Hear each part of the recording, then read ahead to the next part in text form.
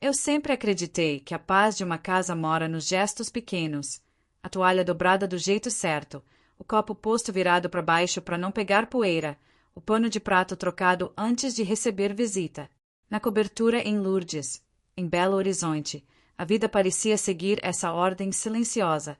O sol batia torto na janela da cozinha logo cedo, e o cheiro de café passado no coador de pano se misturava com o do pão de queijo que eu aquecia na air fryer. Eu fazia isso porque gostava, e porque Caio dizia que casa boa tem rotina firme. Ele falava como quem dá uma sentença e não uma opinião. Naquela manhã, lixei as pontinhas de unha olhando a cidade acordando devagar.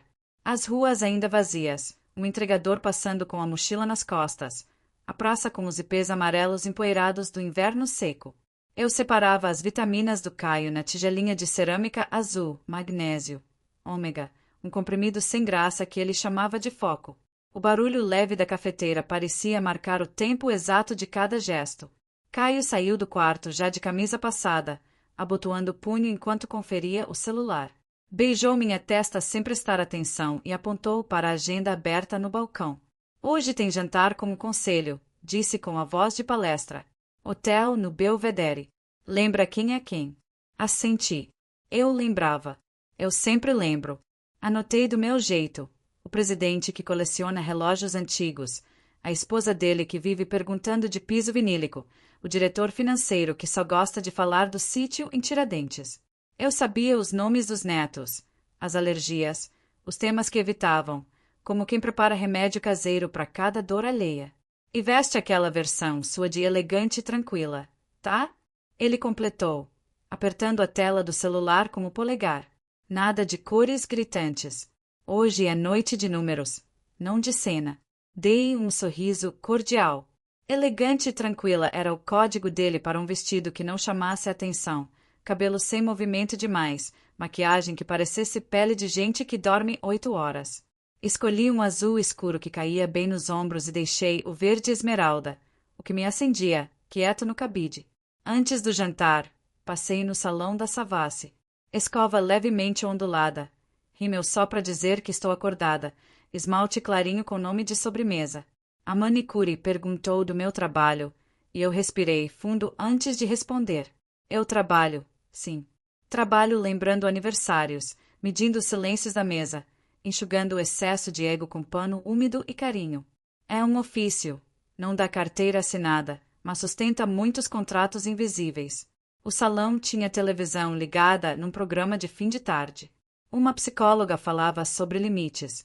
A palavra ficou passeando na minha cabeça como música grudenta. Limites. Estou falando de riscar no chão ou só de dizer não? No hotel, o cheiro de carpete novo e flor perfumada me deu aquela tontura de lugar caro. As luzes eram baixas. O som da música parecia vir debaixo das cadeiras. Os casais chegaram com risadas bem treinadas. Eu reconheci sorrisos, sapatos, vozes. Tomei meu lugar ao lado do Caio. Ele pousou a mão nas minhas costas como quem marca território com doçura disfarçada. Foi então que ela apareceu. Brisa, nome leve, perfume de maracujá e algo mais cortante. Vestido liso, brilhando com o esforço de parecer simples. Ela tomou o lugar ao lado do Caio como quem já conhece a cadeira e ocupou o resto do espaço com a voz macia. Abriu um tablet. Baixou a voz e começou a soprar números no ouvido dele, como quem reza rápido para ninguém entender. Eu vi o reflexo dos gráficos no copo d'água, setas que subiam quando eu encolhia. Em vez de foto de prato, ela registrou a própria tela e escreveu seguimos. O garçom assentiu como se já soubesse dessa coreografia. A mesa inteira fingiu achar comum. No segundo prato, ela inclinou o corpo mais para perto, quase encostando o ombro no dele. Falava com aquela segurança ensaiada de quem acredita que todo elogio é direito adquirido. Eu ouvi minha própria voz, calma como água parada. Isso também está no escopo do contrato. As conversas ao redor perderam altura por um instante. Caio riu do jeito que ele ri quando fecha acordo sem estar fechado. Marina, ele sussurrou o meu nome como aviso, não como afeto. Vamos manter a leveza, tá? Eu mantive. Engoli a reação junto com a água gelada que ardeu na garganta. Brisa soltou um: a gente é quase família, e eu pensei que família é uma palavra que precisa de muito chão para ser usada sem tropeço. O brinde veio com espuma contida. Caio se levantou, falou de confiança do mercado e sinergia como quem recita a oração. Quando sentou, girou o corpo mais para ela do que para mim. Esse tipo de desvio não aparece em planilha, mas corrói o que a gente sabe sem dizer. O café veio com açúcar mascavo, e o gosto amargo ficou comigo como lembrança. No carro, descendo a BR como se a cidade estivesse numa esteira, Caio mexeu no celular o caminho inteiro. Eu contei mentalmente os postes para não contar pensamentos. Na garagem, o sensor acendeu a luz branca que sempre me lembra consultório. Em casa, ele foi direto pro escritório. Eu lavei a xícara que não era minha e deixei a pia limpa como se fosse possível limpar à noite. Quando ele veio até a porta da cozinha, já sem o paletó, a voz veio lisa e treinada. Amanhã a gente alinha. Hoje, usa o quarto de visitas. Descansa e pensa. Depois a gente ajeita. Eu só disse: tá certo. Não foi rendição. Foi anotar a placa do caminhão antes de ligar pro guincho. O quarto de visitas cheira a lavanda fraca e armário pouco aberto. Minha mãe, quando vem do interior de Minas, dorme ali e deixa uma bíblia pequena na gaveta. Sentei na cama e fiquei ouvindo a cidade, que de madrugada fala baixo. O relógio do prédio vizinho bateu 3 vezes num som de lata. Eu abri a janela e encontrei a noite de BH, vento seco, um cachorro respondendo ao longe, sirene tímida na avenida. Pela primeira vez em meses, eu respirei sem precisar me ajustar ao fôlego de outra pessoa. Acendi a luminária e peguei um caderno com capa de tecido, o tipo de caderno que a gente guarda para quando merecer. Escrevi meus primeiros tópicos sem polidez, o que é meu por escolha, o que é meu por costume, o que é dele por hábito, o que é de ninguém. As palavras saíram tortas, mas saíram. Meu sobrenome de solteira, Antunes, apareceu no papel como quem entra de volta em casa. Abri a gaveta do criado e achei o cartão que a dona Cida me deu no grupo de mulheres da paróquia, Lídia Velasco, advocacia. Atrás, a letra firme: quando quiser sair pela porta da frente, me chama. Eu deixei o cartão ao lado do abajur. O abajur desenhava um círculo de luz no lençol que parecia mapa de saída. Levantei. Fui até a cozinha pequena do quarto e fervi água numa chaleira elétrica antiga que minha mãe insiste em chamar de bule. Preparei um chá de camomila doce. Tomei devagar e pensei nas mulheres do meu pedaço de Minas que dizem sem medo: o combinado não sai caro, desde que seja combinado de verdade. Quando o dia começou a clarear por trás dos prédios, voltei ao closet, aquele corredor de roupas que um dia achei um sonho. Reparei nos espaços vazios que eu mesma tinha deixado acontecer, cores que abandonei porque ele achava excesso, livros que saíram da prateleira porque não combinam, lembranças guardadas no alto por desorganizar a decoração. Vesti uma calça que me dá coragem e uma blusa que escolhi sem pedir licença. Prendi o cabelo de um jeito prático. Passei um batom cor de goiaba. No espelho, me vi sem enfeite desnecessário e sem pedir desculpa à minha própria imagem. 6:30. Bati na porta do escritório com a ponta dos dedos. Por educação. Caio apareceu no corredor com o pijama caro e a pressa de quem acha que dominar o relógio é dominar as pessoas. E aí? Ele disse, encostando o ombro no batente com aquela postura de quem está acima do incômodo. Já entendeu quem manda. Eu segurei a alça da bolsa, firme. Eu entendi tudo o que precisava, respondi, tranquila. Vou sair. Tenho coisas para resolver. Coisas. Ele quase riu. Você não vai a lugar nenhum antes da gente colocar ordem nesse teatro. A ordem já foi colocada, eu disse, baixinho. Só não do jeito que você imagina. Passei por ele com a leveza das coisas que não pedem passagem. No corredor, o quadro de aquarela da Serra do Cipó, que um dia a gente escolheu juntos, me olhou de volta como testemunha. Peguei o elevador social. Seu Afonso, o porteiro, ergueu os olhos do caderno e me cumprimentou com um bom dia que carregava respeito de quem acompanha a vida alheia pelo som dos passos. Dona Marina esqueceu a sombrinha ontem no armário da portaria. Ele me entregou. Céu promete chuva. Obrigada, seu Afonso. Segurei a sombrinha como se fosse um sinal. Quem sabe promessa de limpeza. Na calçada, BH tinha pressa de terça-feira.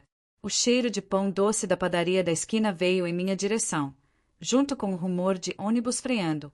Eu caminhei na direção oposta das certezas de ontem. O telefone vibrou na bolsa, mas não era ele. Era o barulho do próprio coração, que parece telefonema quando decide falar mais alto. Eu não sabia ainda a sequência exata. Só sabia que o próximo passo era meu. E, na minha cabeça, a voz da psicóloga da TV repetia devagar: limites. Eu sorri sozinha. Limite não é linha de guerra, é cerca de horta. Serve para proteger o que a gente planta. Quando virei a esquina, o sol abriu por trás de uma nuvem e fez um clarão bobo no vidro dos prédios. Peguei o celular, procurei o nome Lídia Velasco e, antes de apertar o verde, senti uma calma funda. Não era coragem de filme, era algo mais mineiro.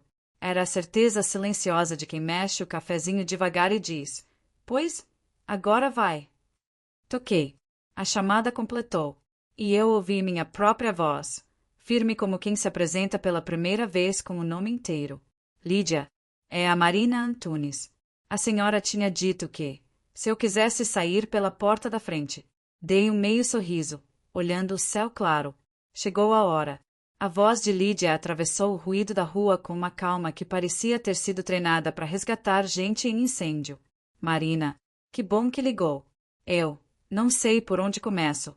Começa pelo agora. Onde você está? Olhei em volta. O ônibus passava cuspindo fumaça.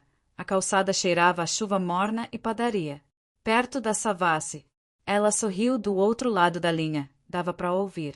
Então vem até o meu escritório. Rua Pernambuco. Quase esquina com Bahia. Sobe direto. Eu aviso na portaria. O prédio era antigo, com piso que rangia leve, desses que conhecem segredos de décadas. O elevador subiu devagar. Cada andar parecia me perguntar se eu tinha certeza. Eu tinha. Lídia me recebeu com um abraço firme, não de amiga, mas de mulher que sabe o que é chegar sozinha para dizer basta. Cabelos grisalhos presos num coque prático, blazer azul marinho e um sorriso sem floreio. A sala tinha cheiro de papel novo e café forte. Senta, Marina. Quer água? Quero só respirar um pouco.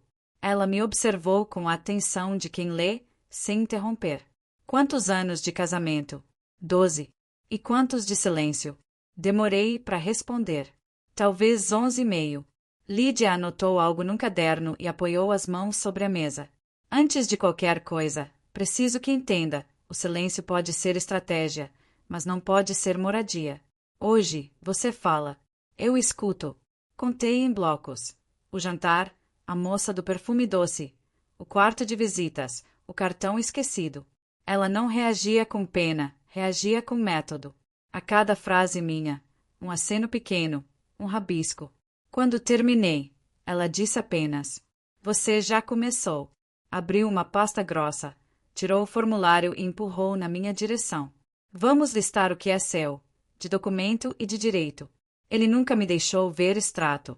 Senha. Não tem problema. A lei vê. Enquanto eu falava, ela montava um mapa invisível. Ele tem empresa, certo? Tem. E movimenta tudo pelo nome dele. Assenti. Ótimo. Isso facilita rastrear.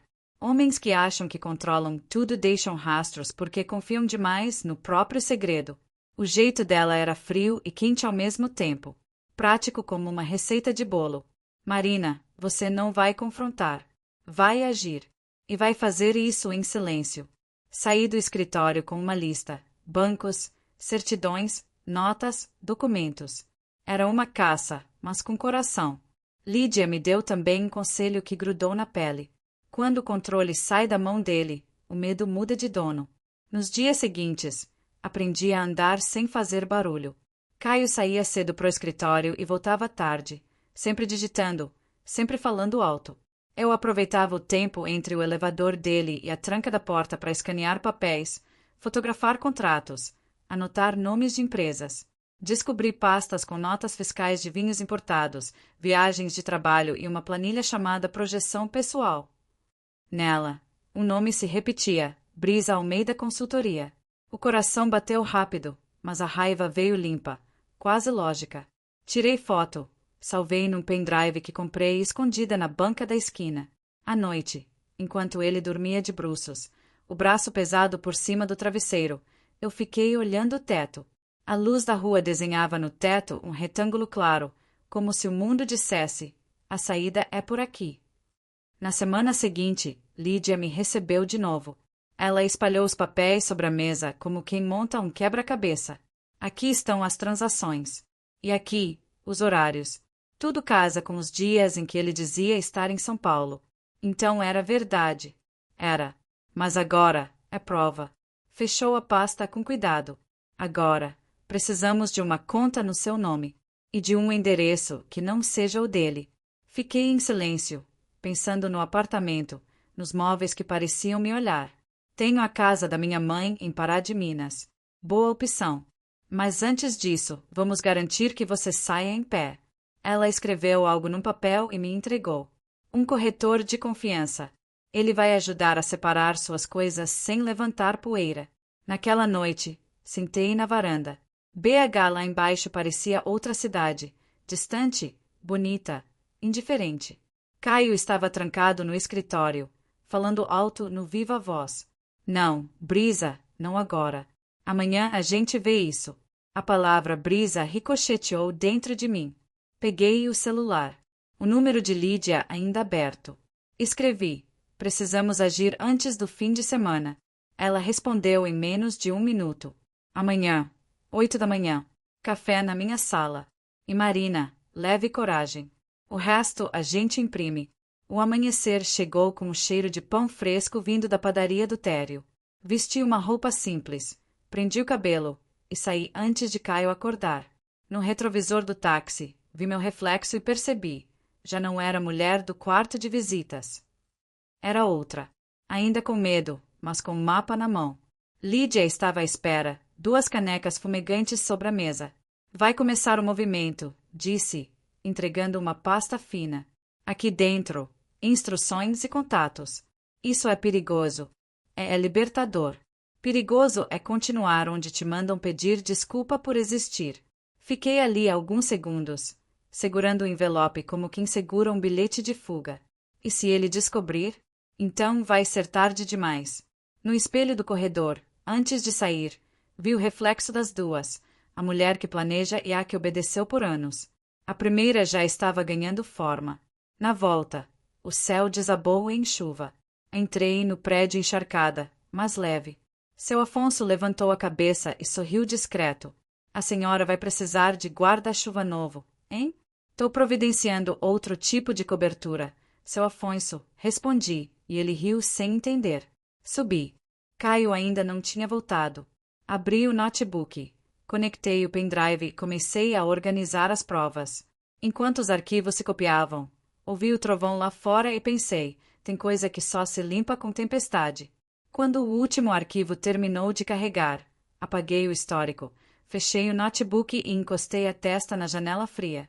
A cidade piscava embaixo, cheia de gente indo e vindo sem imaginar que, naquela noite, uma mulher finalmente estava aprendendo a sair. O silêncio, pela primeira vez, era escolha, não castigo. O plano começou numa quarta-feira nublada, dessas em que Belo Horizonte parece guardar o fôlego antes da chuva. Lídia tinha me mandado mensagem às 6 da manhã. Hoje, o primeiro passo. Respira e confia. Respirei. Confiei o que deu. Caio ainda dormia, o braço atravessado sobre o travesseiro, o celular carregando na mesinha como uma extensão do corpo dele. Peguei o meu. Abri a lista que Lídia me enviará na noite anterior. Copiar todos os documentos. Organizar objetos pessoais. Preparar novo endereço. Cada item parecia simples até eu pensar no peso de cada lembrança escondida nas gavetas. Abri o closet. O silêncio me recebeu com cheiro de tecido guardado demais. As roupas penduradas eram versões de mim aprovada por ele. Tons neutros, cortes seguros, nada que dissesse eu. Peguei uma mala e comecei a separar o que era meu de verdade. O vestido florido que ele achava infantil demais, a sandália que comprei sozinha numa viagem para Ouro Preto, um livro de poesias que minha mãe me deu e que Caio chamava de bobagem de adolescente. Coloquei tudo com cuidado na mala, como quem embala feridas. No meio disso, achei um envelope amarelado com o nome dele escrito em caneta azul. Abri. Eram cartas que eu mesma tinha escrito no primeiro ano de casada, nunca entregues. Lá estavam promessas, sonhos, e o tipo de amor que eu achava suficiente para dois. Segurei uma delas por um instante e depois voltei o envelope para a gaveta. Algumas lembranças precisam ficar para trás, mesmo que doam como dente arrancado. Às 9, encontrei o homem que Lídia tinha indicado, Rodrigo, um corretor discreto de fala mansa. Nos vimos numa cafeteria pequena na Rua da Bahia. Ele chegou com um tablet e um sorriso sem curiosidade, profissional que já viu muita mulher recomeçando. Dona Marina, a doutora Lídia me explicou o básico. O objetivo é retirar seus pertences sem alarde, certo? Certo. Então a gente faz como com obra em prédio. Entra, limpa, e ninguém entende que já acabou. Combinamos tudo. Ele teria uma equipe pequena, 2 ajudantes de confiança, sem uniforme, sem caminhão identificado. Entrega de flores, ele disse, anotando. A frase me arrancou um sorriso nervoso. Antes de ir, ele me olhou sério. A senhora vai precisar ser firme. No dia, não hesita. A dúvida é o barulho que o medo faz. Saí dali com o coração batendo rápido, mas pela primeira vez, não de medo, de movimento. No dia seguinte, Caio avisou que viajaria para São Paulo a trabalho. Reunião importante, volto domingo, disse, sem levantar os olhos do celular. Respondi com boa viagem, que soou calmo demais até para mim. Quando a porta bateu atrás dele, a casa ficou grande demais. Andei por cada cômodo em silêncio. O barulho do relógio de parede parecia um coração fora do corpo. Peguei o telefone e mandei mensagem para Rodrigo. Ele saiu. Amanhã de manhã. A resposta veio em segundos. Florista confirmado. 7 horas. A madrugada foi longa. Choveu fino a noite inteira, e o som da água descendo pela calha parecia o prelúdio de algo. Às 5, me levantei. Tomei banho demorado, vesti uma calça de linho e uma blusa clara. Queria estar limpa para começar o novo. O primeiro toque do interfone me fez tremer, não de susto, de confirmação. Era seu Afonso. Dona Marina, tem entrega para a senhora. Pode mandar subir? Seu Afonso, respondi. 2 homens apareceram com caixas marcadas com flores desenhadas. Rodrigo veio logo atrás, discreto, com uma prancheta na mão. Bom dia, Dona Marina. Vamos começar? Assenti. A equipe se espalhou pela casa com eficiência silenciosa. Os sons eram delicados, fita adesiva puxada devagar, papel bolha, passos contidos. Cada peça que saía era um pedaço de peso indo embora. Na sala, Rodrigo embalava quadros. Este aqui leva? Perguntou, apontando para a aquarela da Serra do Cipó. Olhei para o quadro por um instante. Leva. Ele assentiu e fez um X discreto na lista. O processo levou horas, mas o tempo passou diferente. Entre uma caixa e outra, eu percebia o quanto cada canto da casa tinha o formato do controle dele. A cozinha impecável demais, o sofá caro demais, as cortinas sempre fechadas para não desbotar. Quando vi a estante quase vazia, senti um nó no peito, não de arrependimento, mas de espanto. Era isso o que eu tinha chamado de lar? Ao meio-dia, Rodrigo se aproximou. Terminamos a primeira etapa. As caixas vão para um depósito temporário. Tudo sob o nome que a doutora Lídia combinou. Obrigada, Rodrigo. Ele sorriu, estendendo a mão. Parabéns, Dona Marina. Pouca gente tem coragem de empacotar o próprio silêncio. Quando a porta fechou e a casa ficou vazia, sentei no chão da sala. O eco das minhas respirações enchia o espaço.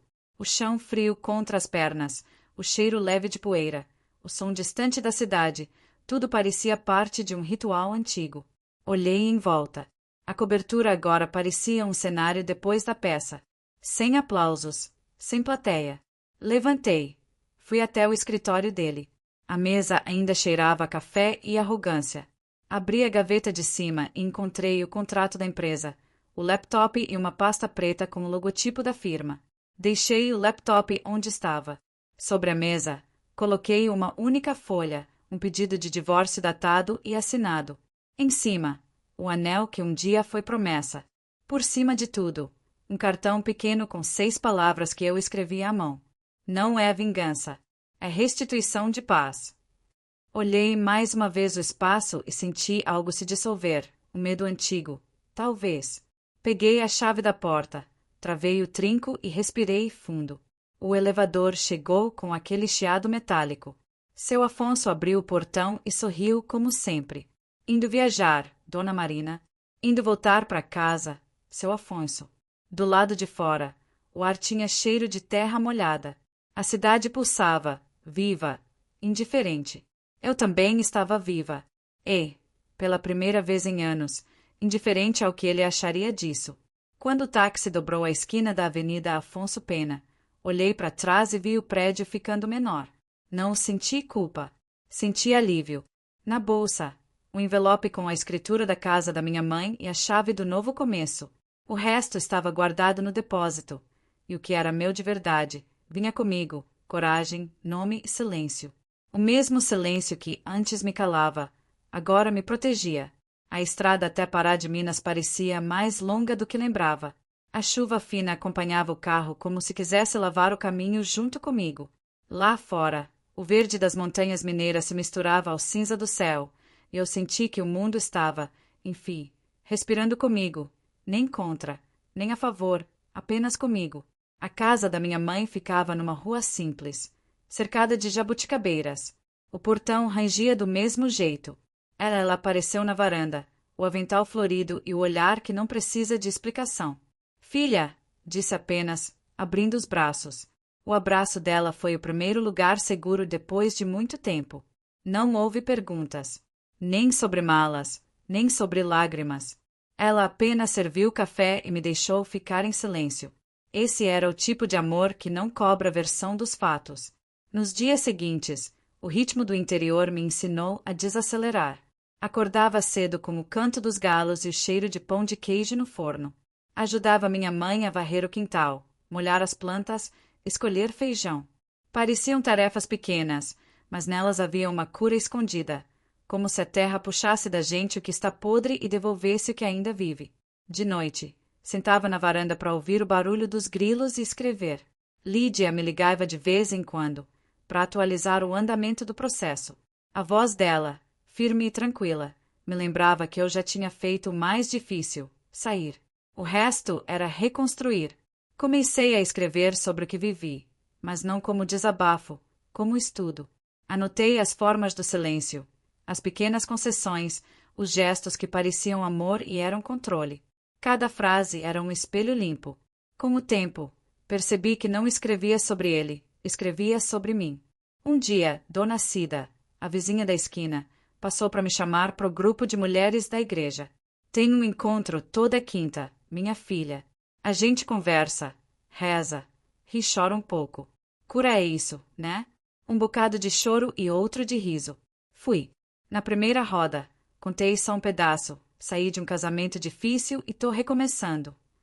Ninguém perguntou detalhes. Mas uma delas, uma moça nova chamada Thaís, me procurou depois. Você falou de um jeito que parece que ainda dói, mas também que tá sarando. Sorri. Acho que é exatamente isso. Nos encontros seguintes, comecei a falar mais. Descobri que quando a gente conta uma dor em voz alta, ela muda de tamanho. Algumas mulheres começaram a me procurar para conversar. Uma delas chorou, dizendo: parece que você contou minha história. Naquele dia, entendi, meu silêncio, que um dia me prendeu, agora podia abrir portas para outras. Meses passaram. A papelada do divórcio chegou. A assinatura feita, sem drama, sem volta. O advogado de Caio tentou negociar condições, mas Lídia cuidou de tudo com elegância cirúrgica. Não houve ligações, nem discussões. Só um carimbo frio e a sensação de fim limpo. No dia em que recebi a cópia final, sentei na varanda com uma caneca de café e deixei o vento brincar com as páginas. Minha mãe perguntou se eu queria guardar o documento num envelope. Respondi que não. Quero deixar à vista por um tempo. É o meu diploma de liberdade. Com o tempo, comecei a dar pequenos cursos no centro comunitário, encontros sobre autoestima, independência financeira e coragem de recomeçar. Nada formal. Só conversas entre mulheres. A gente ria, trocava receitas e histórias, mas no fundo falava de poder, o de existir sem pedir licença. Certa vez, uma moça me perguntou: "Você não sente falta dele?" Pensei um instante. Não dele. Sinto falta da mulher que eu achava que podia ser, se fosse amada do jeito certo. Mas agora eu tô virando ela sozinha. Num fim de tarde, depois de uma dessas rodas, Lídia apareceu de surpresa. Desceu de um carro branco, elegante como sempre, mas com um sorriso de amiga. Vim ver com meus próprios olhos. E o que viu? Perguntei. Ela olhou em volta. O quintal florido, as mulheres conversando na calçada, minha mãe acenando da janela. Vi uma mulher inteira. Nos sentamos na varanda. Ela me contou que Brisa tinha saído da empresa, que Caio tentava se reinventar e que o mundo, como sempre, seguia. E você? Perguntou. Eu sigo também. Só que leve. O sol se punha lento, colorindo o céu de dourado e laranja. Por um segundo, lembrei da varanda da cobertura em BH. Não senti saudade, senti gratidão. Gratidão por ter tido coragem de sair pela porta da frente, como prometi. Lídia ergueu a xícara num brinde silencioso. As que aprendem a recomeçar sem pedir desculpa. As que descobrem que paz também é vitória. Completei. Quando ela foi embora, fiquei um tempo olhando a rua. As jabuticabeiras balançavam devagar, o cheiro de terra subia do chão. A vida era simples e linda, sem brilho, sem plateia, mas inteira. Peguei o caderno que comecei naquela noite no quarto de visitas. Escrevi a última linha da primeira página nova da minha vida. Não precisei que ele me perdesse para eu me encontrar. E, dessa vez, fechei o caderno com um sorriso. Os meses seguintes foram um aprendizado silencioso. A vida em Pará de Minas tinha um ritmo próprio, mais lento, mais sincero. O canto dos passarinhos pela manhã virou meu novo despertador, e o cheiro de café fresco era o sinal de que o mundo continuava girando, mesmo sem as pressas de antes. Comecei a dar aulas de escrita e expressão no centro comunitário. No começo, eram só 4 mulheres e um caderno velho que eu levava embaixo do braço. Depois foram chegando mais, jovens, mães, aposentadas, cada uma com sua história engasgada. A gente escrevia, chorava, ria. E quando eu lia o que elas colocavam no papel, percebia que a dor muda de forma quando ganha nome. Eu dizia sempre: a palavra é o primeiro passo da liberdade. E elas acreditavam, talvez porque viam em mim a prova viva disso. Numa tarde de sábado, a cidade estava em festa. O coreto da praça tinha banda, o cheiro de pamonha se misturava com o de pipoca, e as crianças corriam com bandeirinhas. Fui sozinha, sentar num banco à sombra. O vento trazia risadas, e pela primeira vez em muito tempo, não me doía ouvir a alegria dos outros. Um grupo de jovens artistas expunha pinturas e fotografias. Uma delas me chamou a atenção, uma mulher de costas, o cabelo preso, diante de uma janela aberta. Tinha algo naquela imagem que me lembrava o momento em que deixei Belo Horizonte, o instante em que o medo e a coragem se confundem. Gostou da foto? Perguntou uma voz ao meu lado. Virei o rosto. Era um homem de uns 40 anos, barba curta, olhar tranquilo. Muito, respondi. Parece um começo. Ele sorriu. Era isso que eu queria que parecesse. Eu tirei. Chamava-se André, fotógrafo e professor no instituto local. Conversamos sobre arte, sobre rotina, sobre o peso das decisões. Nada de promessas, nada de olhares longos demais. Só 2 pessoas falando como se o tempo não estivesse com pressa. Quando ele foi embora, me estendeu um cartão simples. Se quiser conversar sobre imagens, estou sempre por aqui. As semanas passaram, e nossos caminhos começaram a se cruzar de novo, na feira, na padaria, no centro comunitário. André ofereceu ajudar com um projeto, registrar em fotos as histórias das mulheres que frequentavam minhas oficinas.